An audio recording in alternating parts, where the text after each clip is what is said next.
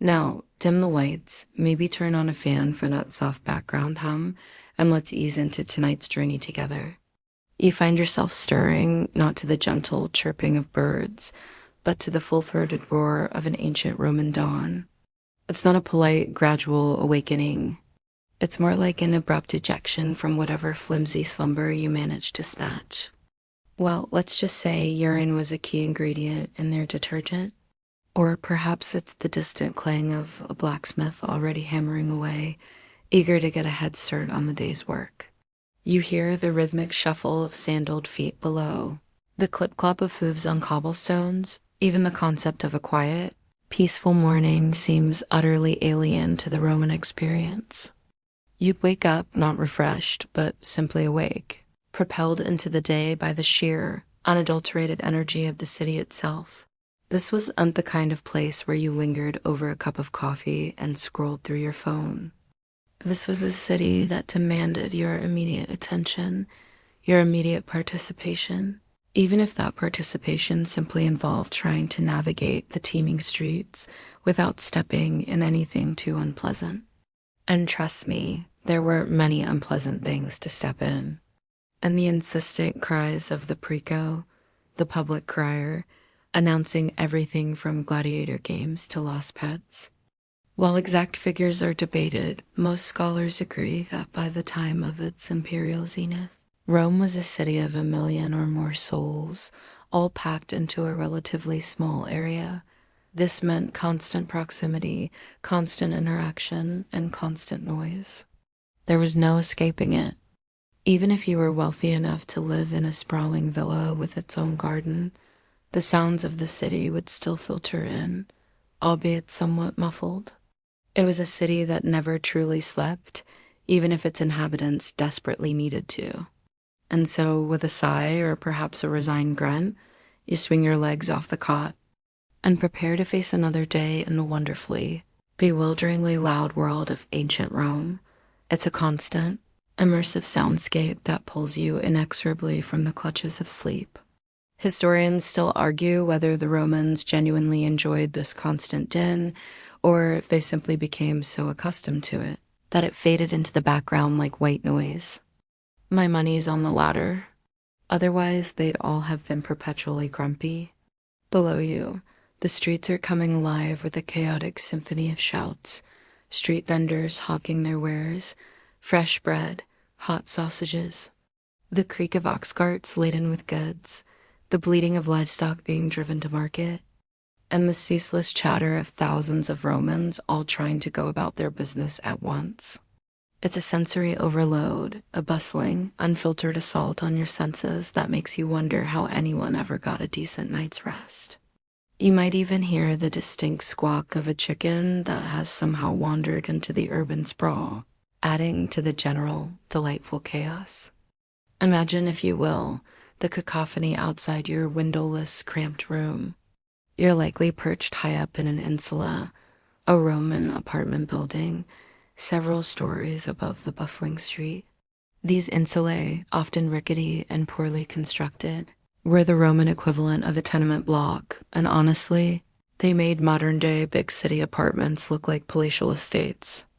The walls are thin, so thin you can practically hear your neighbors dreaming, or perhaps more accurately, snoring with gusto. Through the thin walls, you might discern the rhythmic thump, thump, thump of a fuller stomping on clothes in a vat of. Your room itself, if you can even call it that, is probably tiny. A simple cot, maybe a small chest for your meager belongings, and absolutely no private latrine. That luxury is reserved for the truly wealthy. You'd be sharing a communal latrine down the hall, or perhaps on a lower floor, a charming little experience we'll get to shortly. The air is thick with a blend of wood smoke, unwashed humanity, and the distinct aroma of the public latrines that dot the city. It's a scent profile that would make even the most seasoned modern urbanite recoil. You quickly learn to breathe shallowly. As the sun begins to creep over the rooftops, casting long shadows down the narrow alleyways, the noise only intensifies. Imagine trying to meditate in such an environment. Impossible, right? The sheer density of people in Rome was astonishing. While exact figures are debated, most scholars agree that by the time of its imperial zenith, Rome was a city of 1 million or more souls, all packed into a relatively small area. This meant constant proximity, constant interaction, and constant noise. There was no escaping it. Even if you were wealthy enough to live in a sprawling villa with its own garden, the sounds of the city would still filter in, albeit somewhat muffled. It was a city that never truly slept, even if its inhabitants desperately needed to.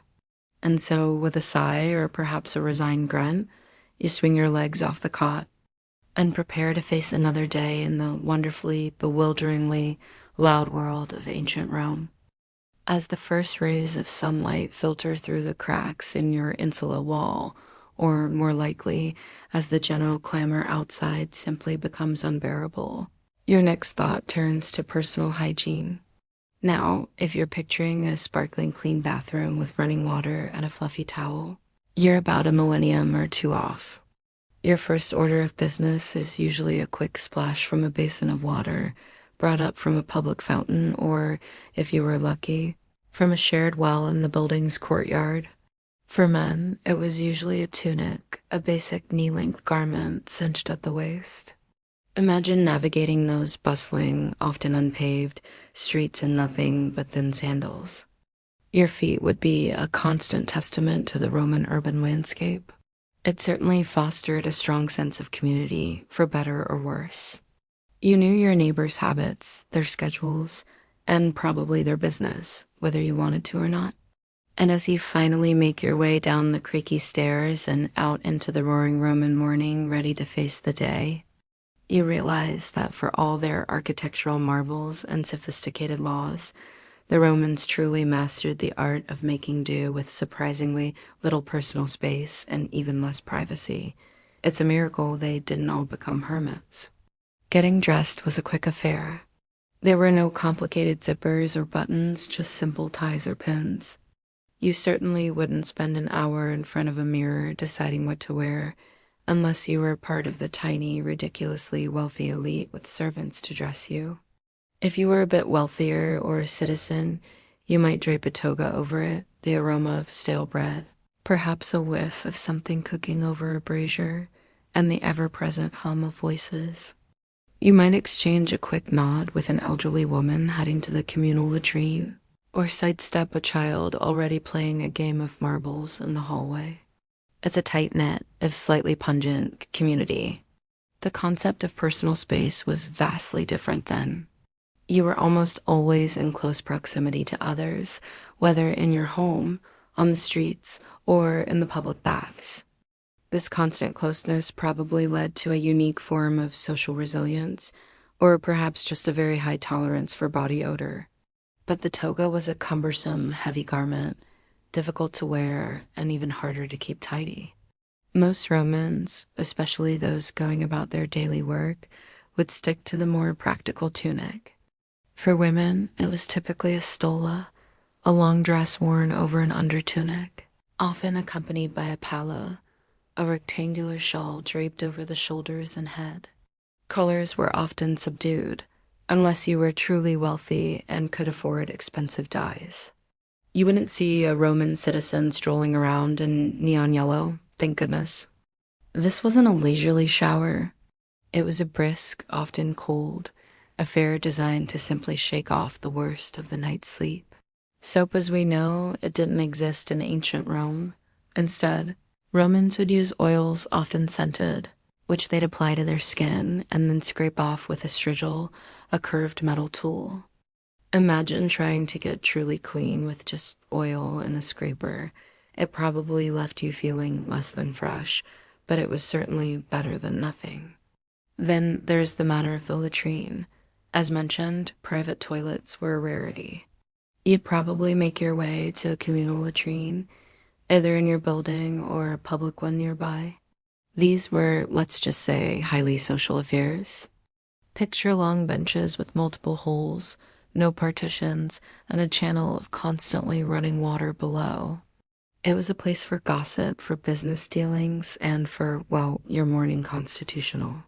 You'd share the space with dozens of your fellow Romans, all conducting their private business in a surprisingly public manner. For wiping, you might use a sponge on a stick, which was then rinsed in the running water and shared. Yes, shared. Historians still debate the true hygiene implications of the communal spongia, but it's safe to say it wasn't exactly a sterile experience. Perhaps this is why everyone in Rome seemed to walk with a slight grimace. Once you've tackled the basics of personal cleanliness, you'd move on to dressing. Roman clothing was surprisingly simple, especially for the common person. Footwear was generally sandals, sometimes sturdy leather boots if you were traveling or working outdoors. As you step out of your cramped room and into the corridor of the insula, you're immediately enveloped by the sounds and smells of your neighbors also beginning their day. Historians still argue whether the Romans genuinely enjoyed this constant proximity, or if it was simply a necessary evil of urban living. It certainly fostered a strong sense of community, for better or worse. You knew your neighbors' habits, their schedules, and probably their business, whether you wanted to or not. And as you finally make your way down the creaky stairs and out into the roaring Roman morning, ready to face the day, you realize that for all their architectural marvels and sophisticated laws, the Romans truly mastered the art of making do with surprisingly little personal space and even less privacy. It's a miracle they didn't all become hermits. With the chaotic morning routine out of the way, your stomach inevitably starts to rumble. But don't go dreaming of a full English breakfast or a stack of pancakes. You might then dip it into a communal pot of olive oil, watching the oil shimmer as the morning sun hits it. It's a pragmatic meal designed for people on the go. There wasn't much sitting around in cafes, sipping a latte and checking your Roman equivalent of social media. It was quick, it was efficient, and it was designed to be consumed on the go, often without even the luxury of a chair. You lived day to day, often relying on prepared foods or ingredients purchased fresh from the market that morning. The sun is higher now, casting a golden glow over the teeming streets, and the city's energy is palpable. You might pat your stomach, feeling the simple bread and wine settle within you, providing just enough energy to tackle the tasks ahead. It wasn't fancy, but it was effective, a testament to the pragmatic approach Romans took to nearly every aspect of their daily lives, even something as fundamental as breakfast. And with that, you join the throngs, heading deeper into the city, ready for whatever the Roman workday might throw your way. This meant a constant flow of people in and out of the Thermopolia, a vibrant, noisy hub of activity where you could catch up on the latest gossip while slurping down your pea porridge. It was a social experience as much as a culinary one, though perhaps not one you do want to linger over given the limited seating and constant jostle of passers-by. The concept of drive-through might be a modern invention, but the spirit of quick, convenient food certainly existed in ancient Rome. These thermopolia were ubiquitous, scattered throughout the city, catering to the vast majority of Romans who didn't have kitchens in their small insula rooms. Your apartment probably didn't even have a hearth for cooking, making these public eateries absolutely essential. Life moved at a brisk pace, and breakfast was merely a pit stop. Roman breakfasts, orientaculum, were typically a far more humble affair. Forget sizzling bacon and eggs. You're looking at something much simpler, designed to get you going without too much fuss. Your breakfast would likely consist of a piece of bread, often dipped in wine or olive oil. Sometimes you might get a bit of cheese, some olives, or perhaps a handful of dried fruit like figs or dates. It was more of a quick bite, a fuel-up, rather than a leisurely meal. Imagine standing at a street vendor's stall, grabbing a warm, dense loaf of bread, probably still, slightly dusty from its journey from the baker, and tearing off a hunk. One quirky tidbit about Roman bread is that it was often baked in large, round loaves, sometimes marked with lines to indicate portions. These marks, resembling pizza slices, were probably just guides for breaking it apart, but it's fun to imagine them as the world's first pre-sliced bread. And the ovens.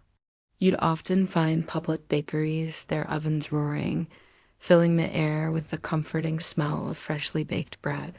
This was a staple, the very foundation of the Roman diet. Without bread, Rome would grind to a halt. For those who wanted something a bit more substantial, or perhaps just warmer, there were small eateries or thermopolia. Here you could grab hot drinks like a form of mulled wine or simple cooked dishes, stews, or even roasted dormice. If you had a taste for such exotic fare. Yes, dormice. Apparently, a crispy roasted dormouse was quite the delicacy for some. Historians still argue whether dormice were truly a common snack for everyone or primarily a rich person's indulgence. Either way, it makes your morning bagel seem rather pedestrian. You might stand at a counter, exchanging a few coins for a bowl of simmering lentil stew or a plate of seasoned chickpeas. Think about it. No fridge, no stove, no pantry. So, as you finish your humble breakfast, wiping crumbs from your tunic, you're ready to face the working day. The sun is higher now, casting a golden glow over the teeming streets, and the city's energy is palpable. You might pat your stomach, feeling the simple bread and wine settle within you, providing just enough energy to tackle the tasks ahead. It wasn't fancy, but it was effective, a testament to the pragmatic approach Romans took to nearly every aspect of their daily lives, even something as fundamental as breakfast. And with that, you join the throngs, heading deeper into the city, ready for whatever the Roman workday might throw your way. With a meager breakfast settled, you're now officially part of the great Roman workday hustle. What did a typical Roman do for a living? Well, that depended heavily on your social standing, but for most people living in an insula, it meant manual labor, trade, or craft. Imagine the streets, now even more packed than at dawn, teeming with people rushing to their various occupations. Imagine the sheer manpower required to build those colossal structures we still marvel at today, all done without the aid of modern machinery. Many managed households, weaving cloth for their families, preparing meals, and raising children.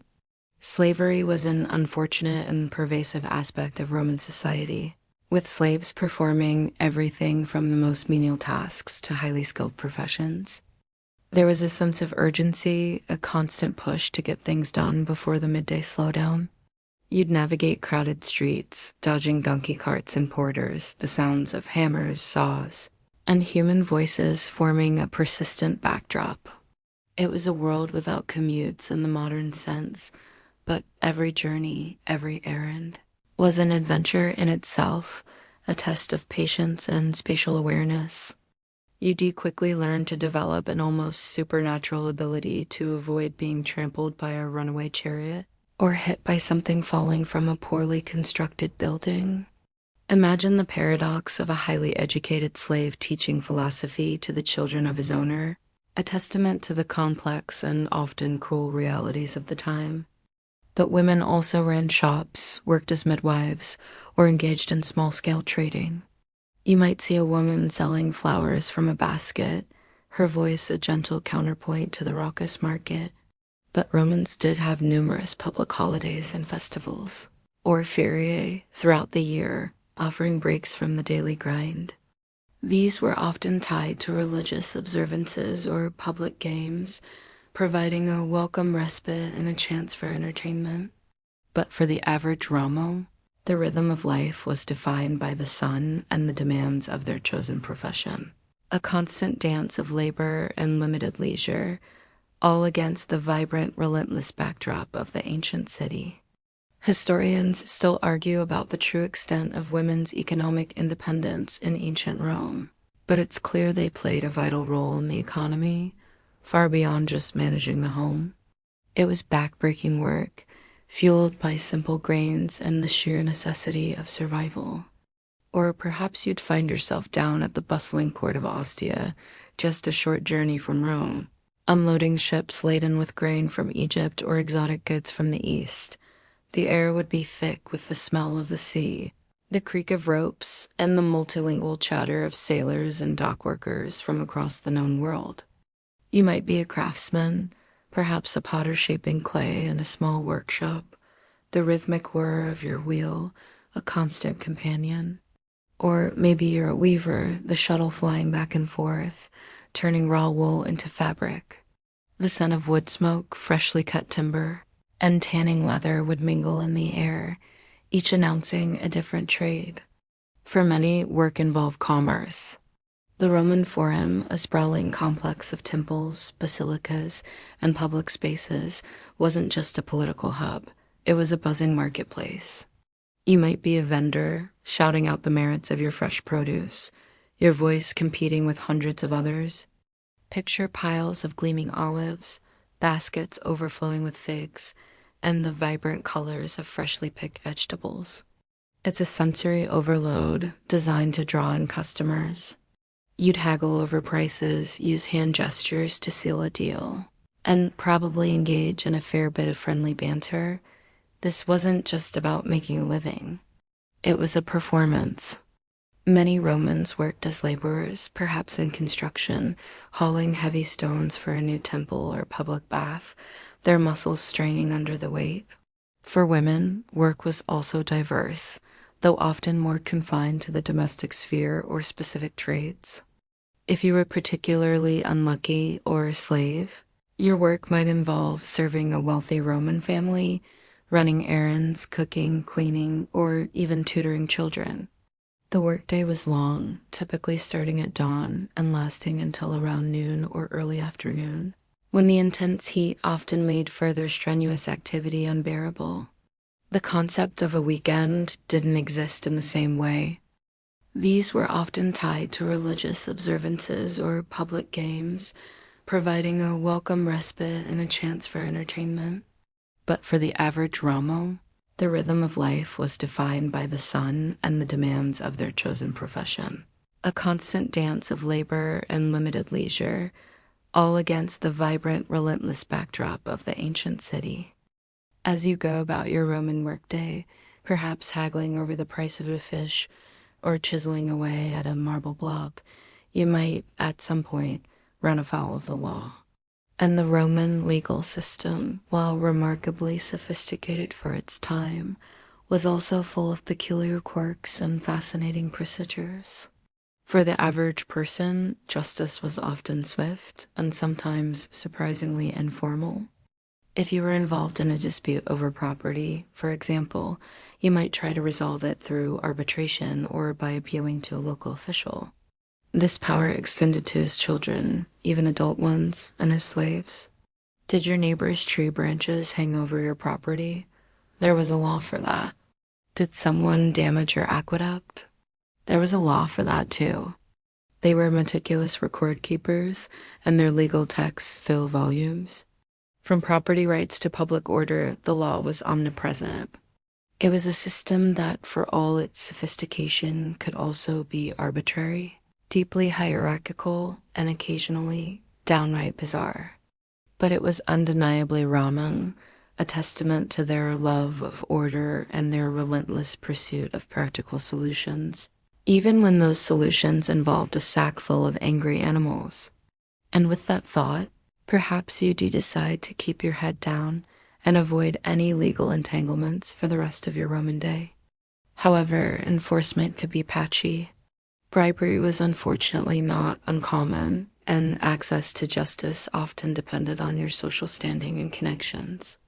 If you were a well-connected citizen, you had a much better chance of a favorable outcome than a poor plebeian or, worse, a non-citizen.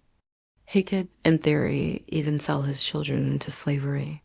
For more serious crimes, anything from flogging to exile to, in extreme cases, execution. One particularly grim form of execution for patricide involved the ponacale, being sewn into a sack with a dog, a snake, a monkey, and a rooster, and then thrown into water. It sounds like a bad joke, but it was very real. Luckily, you're just observing, not participating. Historians still argue about the true practical limits of Pater Potestas in daily life, but it certainly gave the head of the family immense legal authority within his own domain. It makes complaining about your parents' rules seem a bit trivial, doesn't it? But more serious matters, or those involving citizens, could end up in court. Imagine for a moment that you've been accused of something, perhaps a minor theft or a loud disturbance in the marketplace. You wouldn't simply receive a summons in the mail. Instead, you might find yourself dragged before a magistrate or even a crowd of citizens for a public hearing. The concept of Roman law is incredibly broad, evolving over centuries from the 12 tables, a foundational set of laws inscribed on bronze tablets, to a complex system of statutes, decrees, and precedents. Picture the scene. You stand in a basilica, a grand public building with towering columns and an open hall where legal proceedings took place. The air is thick with the murmur of onlookers, the sharp voices of advocates, and the occasional gavel strike. There are no fancy robes for the lawyers, though they might be dressed in impressive togas. The proceedings could be surprisingly dramatic, with eloquent speeches, passionate arguments, and witnesses brought forward to testify. You'd need a good orator on your side, someone who could sway the opinions of the judge or jury with their rhetorical prowess. Forget dry legal briefs. This was performance art. One quirky tidbit is the concept of Pater Potestas, the absolute power of the male head of the family, the pater familias, over his household.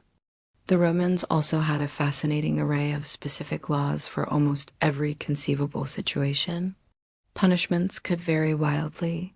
For minor offenses, you might face a fine or public shaming. So, as you walk the streets of Rome, you'd be keenly aware of the legal framework that governed every aspect of life. From property rights to public order, the law was omnipresent. It was a system that, for all its sophistication, could also be arbitrary, deeply hierarchical, and occasionally downright bizarre. But it was undeniably Roman, a testament to their love of order and their relentless pursuit of practical solutions, even when those solutions involved a sack full of angry animals. And with that thought, perhaps you decide to keep your head down and avoid any legal entanglements for the rest of your Roman day. As the sun climbs higher and the morning rush begins to wane, your thoughts, and perhaps your grumbling stomach, turn to the midday meal. This wasn't the formal, multi-course feast of the evening, but rather a lighter, more casual affair known as the prondem. Think of it as the Roman equivalent of a quick lunch break, often eaten on the go or in a simple, informal setting. You wouldn't be sitting down for hours. This was about refueling efficiently before returning to work or embarking on your afternoon activities. For many Romans, the prondum might be as simple as leftover bread from breakfast, perhaps with some cheese, cold meats, or vegetables. It might involve more refined versions of common foods, perhaps a fresh salad, some fruit, or a small roasted bird. The midday sun is now beating down, making the air shimmer above the hot cobblestones. The streets might be slightly less crowded than in the morning, as many seek shelter from the heat, but the city never truly sleeps. It just takes a brief, slightly slower breath. But even for them, it was a relatively quick interlude in their day. The concept of a long, drawn-out lunch meeting was not part of the Roman routine. The serious dining, the cena, was reserved for the evening. If you were working in the city, you might pop into one of those ubiquitous thermopolia we mentioned earlier. It was incredibly popular, used much like soy sauce or ketchup today, to add a pungent, savory kick to almost everything. The simplicity of the prondum reflects the Roman pragmatic approach to sustenance. Eat what's available, eat it quickly, and get back to living. There's no time for fuss or elaborate preparations when there's an empire to run, or at least a living to be made within it. And with that, you step back out into the bright Roman afternoon, refreshed enough to tackle whatever comes next, perhaps a visit to the famous Roman baths. So that bowl of lentil stew you just bought, it's probably got a healthy dose of garum in it. Historians still argue about the precise flavor profile of garum, but imagine a very strong, salty umami bomb. It was made by fermenting fish guts with salt under the sun for months, producing a liquid that was both prized and, to modern noses, probably quite alarming. It's a reminder that ancient tastes were often very different from our own. These fast food counters would still be bustling, offering hot stews, boiled vegetables, and perhaps some roasted or fried fish. Imagine the aromas: garlic, olive oil, simmering lentils, all mingling with the general street smells. You'd stand at the counter or perch on a stool if you were lucky enough to snag one, quickly consuming your meal while the city's hum continued around you. One quirky detail about Roman meals is their use of garum, a fermented fish sauce. If you were a slightly wealthier Roman, perhaps a merchant or a scribe, you might head to a more established copona or popina, which were more like inns or taverns. Here, you could find a wider selection of simple, hot dishes and, importantly, wine. These places were social hubs where you could chat with acquaintances, discuss the latest political gossip, or simply escape the midday sun for a short while. The atmosphere would be lively, perhaps a bit boisterous, with the clatter of plates and cups and the murmur of conversations. For the elite, the prondom might be eaten in private dining rooms, but still without the ceremony of dinner. So as you finish your prandium, perhaps washing it down with a cup of watered wine, the Romans rarely drank undiluted wine. Viewing it as barbaric, you'd feel a renewed surge of energy. You might see other Romans, just like you, wiping their mouths with the backs of their hands, ready to resume their duties. The simplicity of the prandium reflects the Roman pragmatic approach to sustenance. Eat what's available, eat it quickly, and get back to living. There's no time for fuss or elaborate preparations when there's an empire to run, or at least a living to be made within it. And with that, you step back out into the bright Roman afternoon, refreshed enough to tackle whatever comes next, perhaps a visit to the famous Roman baths. With the midday meal behind you and the sun at its highest, it is time for perhaps the most quintessential Roman activity of the day, a visit to the public baths, or thermae. This wasn't just about getting clean. It was a sprawling social, athletic, and intellectual hub, a daily ritual that was central to Roman life. You're not just entering a glorified swimming pool. You're entering a small city within a city. First, you'd head to the appetitorium, the changing room. Here, you'd strip down, leaving your clothes in cubbies or with attendants. Imagine the sensation of slipping into the cool, clear water after the intense heat, a truly invigorating experience. Here, you could swim, relax, or simply cool down. The frigidarium was often beautifully decorated, with mosaics and frescoes designed to provide a serene end to your bathing ritual. Historians still argue whether the extreme temperature changes were truly beneficial for health, but Romans certainly believed in their therapeutic powers. Don't expect much privacy. Personal space was, as we've established, a foreign concept. You could meet friends, conduct business, read in the libraries often attached to the complexes, listen to lectures, or even grab a snack from a vendor. Imagine the hubbub, the splashing of water, the low murmur of conversations, the occasional shout from the palestra, all creating a unique soundscape. It was a place for everyone, from the lowest slave to the highest senators. It was a great equalizer, though the wealthy often had their own private sections or more attentive attendants. Imagine walking towards a grand complex of buildings, perhaps the baths of Caracalla or Diocletian, towering structures of brick and marble, their sheer scale designed to impress. You might hear the gentle strumming of a lyre or the soft melody of a flute, adding to the relaxing ambiance. It certainly beats today's gym playlist, doesn't it? The sheer scale and luxury of the larger public baths are a testament to Roman engineering and their understanding of public health and leisure. It truly was a daily escape, a chance to unwind, socialize, and refresh yourself after a long day in the bustling, often dirty, city. And as you emerge, feeling invigorated and perhaps a little pruny, you're ready for the evening's entertainment. The air around them often carried the mingled scents of olive oil, steam, and a distinct, almost earthy aroma unique to these colossal communal spaces. You pay a small entrance fee, often affordable even for the poorest citizens, and step inside. The sheer size of the place is breathtaking. From there, your bathing journey would begin. You might start in the palestra, an open-air courtyard where you could exercise. Picture a steamy, sauna-like environment where the heat radiates from hypocausts that were engineering marvels in themselves. The air would be thick with steam, and you'd sweat profusely, cleansing your pores. You might scrape off more oil and sweat with your strigil. It's a truly immersive, almost suffocating heat, designed to open every pore and relax every muscle. Some people would then immediately plunge into a nearby cold water basin for a shock to the system, which was supposed to be invigorating. Imagine the sounds, the thud of wrestling bodies, the clang of weights, the shouts of men engaging in various forms of physical training. Romans weren't just about lounging. They valued physical fitness. After working up a sweat, you'd move to the tepidarium, a warm, mild room designed for a gentle transition.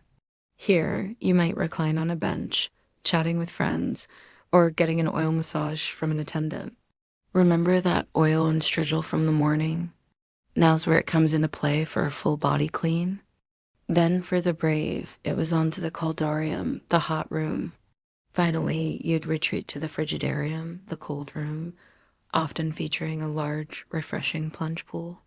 But the baths were more than just about cleanliness. They were vibrant social centers. One quirky detail is that some bathhouses were even equipped with an early form of steam room music. You might hear the gentle strumming of a lyre or the soft melody of a flute, adding to the relaxing ambience. It certainly beats today's gym playlist, doesn't it? The sheer scale and luxury of the larger public baths are a testament to Roman engineering and their understanding of public health and leisure. It truly was a daily escape, a chance to unwind, socialize, and refresh yourself after a long day in the bustling, often dirty city. And as you emerge, feeling invigorated and perhaps a little pruny, you're ready for the evening's entertainment. Refreshed and surprisingly clean from your bathhouse visit, the Roman afternoon slowly gives way to evening, and with it, the promise of entertainment. And oh, did the Romans love their spectacles? This wasn't a quiet night and with a streaming service. This was about grand, public displays designed to thrill, distract, and sometimes even shock. A thunderous stampede of hooves, the clatter of wooden chariots, and the deafening roar of the crowd as the chariots hurtle around the spina, the central divider of the track. It's incredibly dangerous, with crashes being a common occurrence. The crowd would roar, making their preferences known, sometimes even influencing the fate of a fallen gladiator with a thumbs up or thumbs down gesture. While not as bloody as the games, Roman plays could be raucous affairs, from slapstick comedies to more serious tragedies. You might attend a performance in a large, open-air theater, the actors often wearing masks to convey different characters. The audience would be vocal, expressing their approval or disapproval loudly, throwing fruit if they were truly displeased. It wasn't the hushed reverence of a modern opera house, but a lively, interactive experience. While undeniably brutal, the games were also a demonstration of skill, courage, and sometimes even theatricality. You'd walk through streets that are now dimly lit, perhaps with a newfound admiration for the bravery of a charioteer or a gladiator, or simply with a satisfying sense of having been thoroughly entertained. These weren't just pastimes. They were integral to Roman social cohesion, a way for citizens to share collective experiences and blow off steam. And with the echoes of roaring crowds still ringing in your ears, your thoughts might turn to the final, most indulgent meal of the Roman day. One quirky tidbit is that gladiators were often highly trained athletes, almost like celebrities of their time, with fan clubs and endorsements. Not quite your typical sports heroes, but celebrities nonetheless. Drivers are often flung from their chariots, tangled in reins, and horses stumble. The excitement is intoxicating, a mixture of exhilaration and morbid fascination.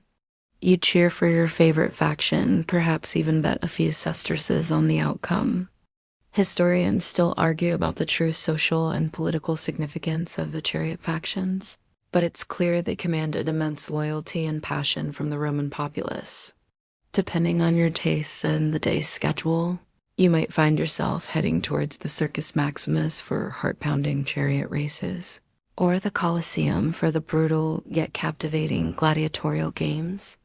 Let's start with the chariot races. Imagine the roar of the crowd as you enter the Circus Maximus, a massive, oval arena capable of holding hundreds of thousands of spectators. The air crackles with anticipation, the dust from the track still hanging heavy. Walking into that iconic arena, even as a spectator, would have been an awe-inspiring experience.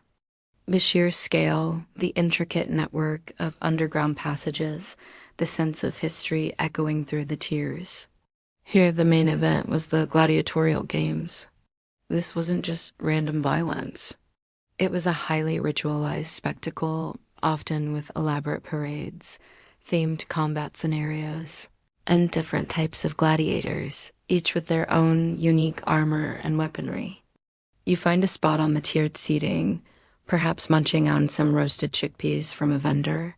Down on the track, the chariots are lining up, often four-horse teams, their drivers clad in distinctive colors representing different factions. The tension is palpable.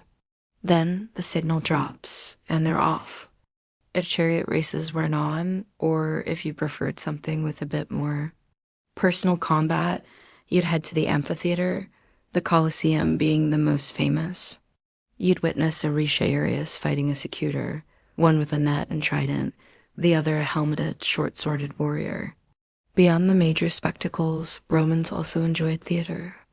As the sun sets and the city lights begin to twinkle, the sounds of the games or the theater would eventually fade, replaced by the murmurs of people heading home. You'd walk through streets that are now dimly lit, perhaps with a newfound admiration for the bravery of a charioteer or a gladiator, or simply with a satisfying sense of having been thoroughly entertained. These weren't just pastimes.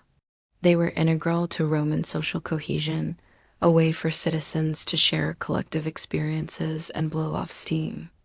And with the echoes of roaring crowds still ringing in your ears, your thoughts might turn to the final, most indulgent meal of the Roman day. As the last echoes of the roaring crowd or the theatrical laughter fade into the Roman twilight, your stomach, having worked up an appetite from all that spectating, turns towards the grandest meal of the day, the cena. This wasn't just dinner. It was the social event, a leisurely, often extravagant affair, especially for the well-to-do. Forget rushing through a meal.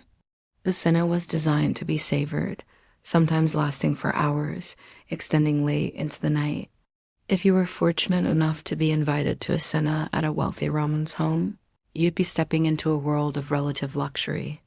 The typical Roman dining room, or triclinium, was arranged with 3 couches set around a low table, leaving one side open for servants to serve. Slaves would pour it from large mixing bowls into individual cups. Perhaps a warm stew made from lentils or chickpeas, some bread, and a bit of cheese. The Roman day, with all its noise and bustle, would slowly unwind into this more intimate, relaxed setting. It was a moment of respite, a chance to truly connect, or simply to indulge. And as the night deepens and the stars begin to emerge above the city, your thoughts might turn to the very homes that house this vibrant daily life, from the cramped insulae to the sprawling villas. Still, it would be the main meal of the day, a time for the family to gather, share stories, and relax after the rigors of work. It was a communal activity reinforcing familial bonds, even if it lacked the exotic flair of a patrician banquet. The conversation would be lively, perhaps intellectual, with guests discussing philosophy, politics, or the latest gladiatorial triumphs. Entertainment might be provided too, musicians playing lyres, dancers, poets reciting verses, or even acrobats performing for the guests. It was a multi-sensory experience designed to stimulate all the senses. A cena would often have several courses, a gestatio to start, perhaps eggs, olives, or fresh vegetables, followed by the main courses, which could include roasted meats, fish, stews, and elaborate pastries. While Petronius was exaggerating for comedic effect, it certainly highlights the Roman penchant for culinary spectacle. One quirky tidbit is that Romans were very fond of contrasting flavors, often combining sweet and savory, or even spicy elements in a single dish. So that roasted dormouse from earlier? It might be served with honey and pepper. Historians still argue whether such extreme dishes were commonplace or merely the eccentricities of the super rich, but it certainly paints a vivid picture of their adventurous palates. Then came the secundae mensae again, but this time for desserts, often fruits, nuts, and sweet cakes. You wouldn't sit upright in a chair. No, you'd recline on your left side, propped up by cushions, a position considered the height of comfort and sophistication. Imagine trying to eat elegantly while lying down. It takes practice, believe me. You'd use your right hand, as forks weren't really a thing. Most food was cut into bite-sized pieces or eaten with spoons and fingers. The food itself could be incredibly diverse, ranging from simple yet delicious dishes to truly bizarre culinary creations designed to impress guests. One famous or infamous example of Roman banquet food comes from the satirist Petronius's Satyricon, where a character, Trimalchio, serves dishes like a whole boar stuffed with live thrushes, or a pastry dish shaped like the signs of the zodiac, each containing a different food.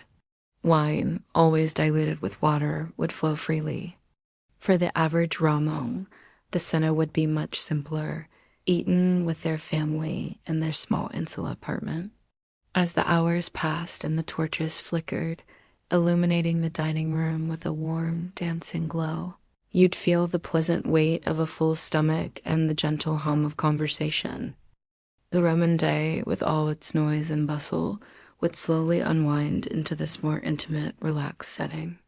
It was a moment of respite, a chance to truly connect, or simply to indulge. And as the night deepens and the stars begin to emerge above the city, your thoughts might turn to the very homes that house this vibrant daily life, from the cramped insulae to the sprawling villas. Having experienced the grand cena, or perhaps a simpler family meal, your focus now shifts to the very structures that house Roman life, their domestic dwellings. Just as their daily routines varied wildly by social class, so too did their homes, from the cramped, multi-story apartments we started into the sprawling, luxurious villas of the elite. Imagine a block of flats, often reaching 5 or 6 stories high, built quickly and sometimes poorly. The ground floor would typically house shops and businesses, bustling with activity from dawn till dusk. This was a single-family townhouse, typically 1 or 2 stories, built around an open central courtyard, the atrium, and simply furnished in a tablinum. The house would then open onto a second, often larger, garden courtyard called the peristylium, surrounded by colonnades. This was the true heart of the wealthy Roman home, a tranquil oasis of greenery, fountains, and sometimes even frescoes depicting serene landscapes. Imagine stepping from the noisy Roman street into this quiet, shaded garden. It must have felt like entering a different world. As you'd enter through the main door, you'd be greeted by this atrium, often with a central opening in the roof. Many rooms open directly onto the atrium or peristylium, with curtains rather than solid doors, providing the only separation. Even bedrooms might have little more than a hanging to divide them from public spaces. It dictated your daily routines, your level of comfort, and your interactions with the world. From the communal hustle of the apartment block to the serene luxury of the villa, each offered a unique window into the Roman way of life, constantly reminding you of the vast social stratification that underpinned their entire society. It suggests a culture where daily life, even in the home, was often observed and less about individual seclusion. This might explain why Romans were so comfortable with communal bathing and latrines. Their homes were already fairly open plan. That allowed rainwater to collect in a basin below. The floors would be laid with intricate mosaics, illustrating everything from geometric patterns to dramatic historical events. These were not just decorations. They were statements of wealth, education, and taste. The furniture, while not as abundant as in a modern home, would be crafted from fine woods, bronze, and inlaid with precious materials. This served not only as a water source, but also as a way to bring light and air into the house. It's a very different experience from the dark, stuffy insula. Above them were the apartments, getting progressively smaller and less desirable as you ascended. Your tiny room, perhaps just one or two small chambers, would be on one of the higher floors, offering little light or fresh air, especially with unglazed windows or simple shutters. These buildings were a fire hazard waiting to happen, with wooden beams and open flames for heating and cooking. The thought of a fire spreading through one of these at night is genuinely terrifying. Understanding these spaces gives you a real sense of the Roman concept of home and privacy, or lack thereof. Let's revisit the insula, your likely abode for this journey.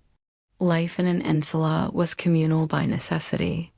As we've discussed, no private kitchens or latrines meant constant interaction with your neighbors. The smells, the sounds, the general hubbub of shared living spaces, it was a constant, low-level sensory experience. While it fostered a strong sense of community, it also meant very little personal retreat.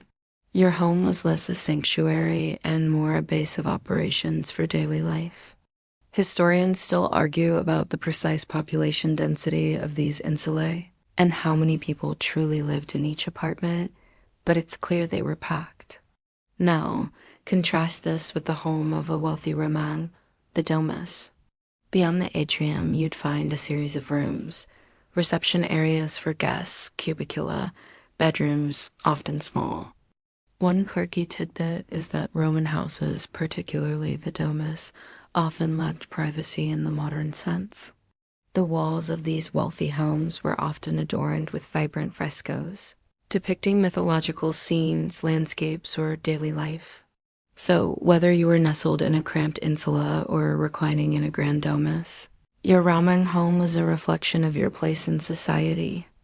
It dictated your daily routines, your level of comfort, and your interactions with the world.